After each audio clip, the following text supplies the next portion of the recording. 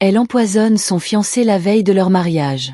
Dans un village africain bercé par les chants du vent et le murmure des baobabs, vivait une femme d'une beauté envoûtante nommée Nyanga. Son nom signifiait charme, mais son cœur était aussi sombre que la nuit sans lune.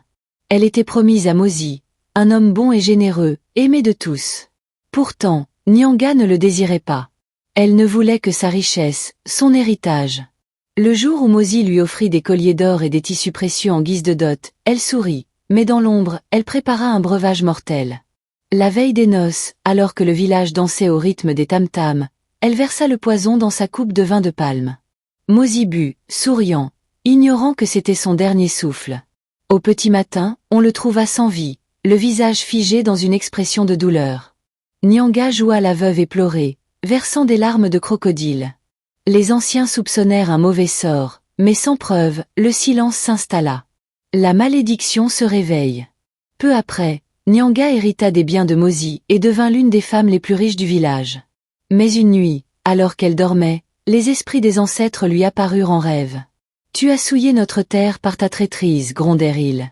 Le sang de l'innocent crie vengeance. » Elle se réveilla en sursaut, le corps couvert de sueur.